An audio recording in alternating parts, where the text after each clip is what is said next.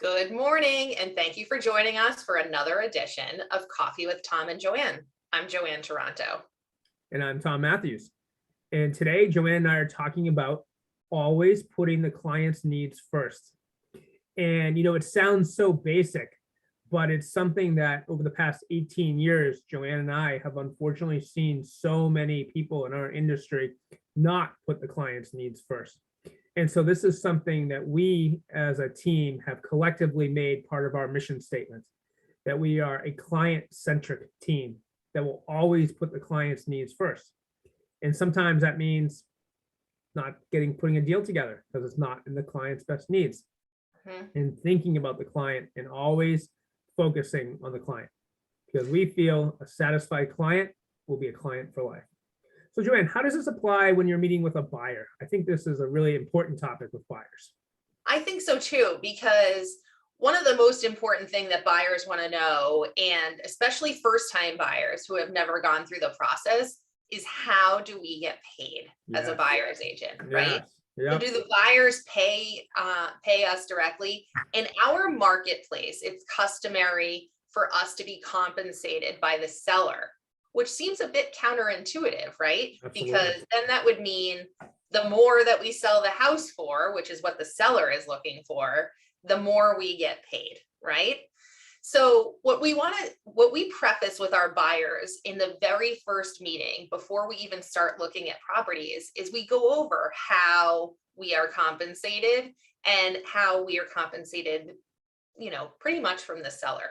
Yes. And what we have decided, and we decided 18 years ago, that we would rather get somebody the best value on the house so that they will refer us to their friends, their family, their colleagues at work, rather than trying to sell every last home for every nickel that we can.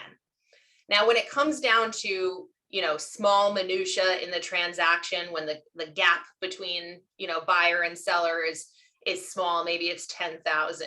The difference in payment to Tom and I is really, really nominal because we're paid on a percentage of the sale price, but it's still of paramount importance to us to get the best value for the buyer, secure the home, which is an important part right now in the market that we're in that's moving very fast, but always knowing in the back of our minds and acting on behalf of our buyers in a capacity where we are securing the best value for their family.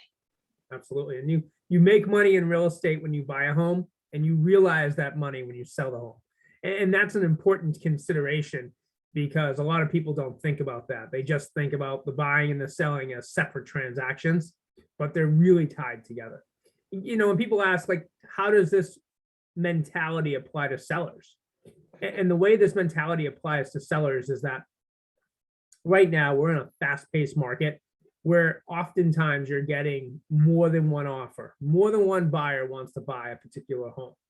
And so it's very easy as a selling agent to say, great, did my job, I procured multiple offers, I got the seller a price over the asking price, I'm done, sign one of these offers.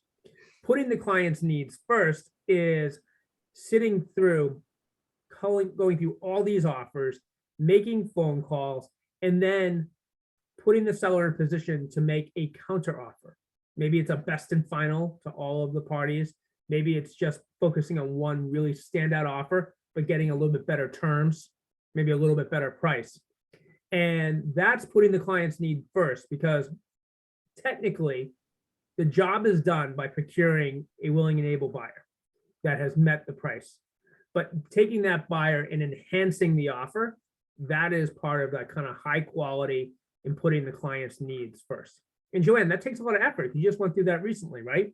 Yeah, it takes a lot of effort. And, it's important to understand that for each client, their currencies are different, right? True. So for some sellers, the money is the most important currency. And even if it means that they have to move twice, to get into the next property, or they need to move in with mom and dad in between homes, because they need to sell, maybe their currency is money, but there are other people who their currency is maybe time, right?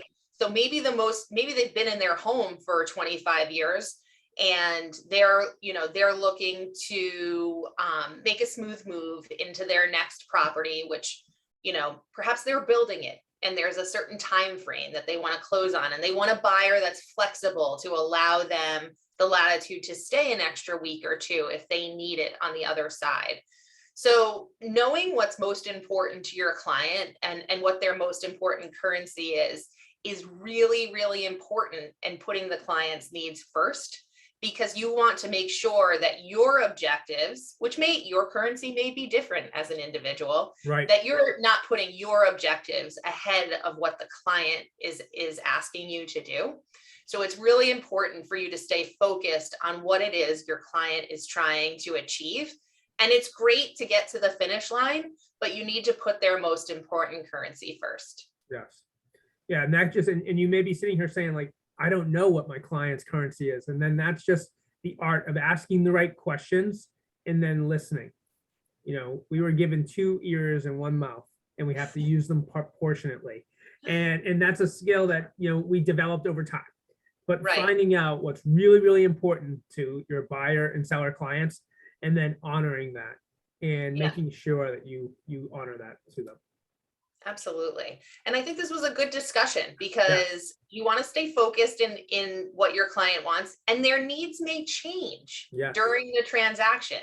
So it's not unheard of for a situation to change during, maybe moments before you come to the market, or, after you've done your open house. At any point, knowing exactly what the most important pieces are, and then knowing how you can work within that need to be able to create a situation that's best for your client. That is what's putting the client's needs first. Absolutely. Well, thank you very much, everyone, for joining us for Coffee with Tom and Joanne. I'm Tom Matthews. And I'm Joanne Taranto. Cheers.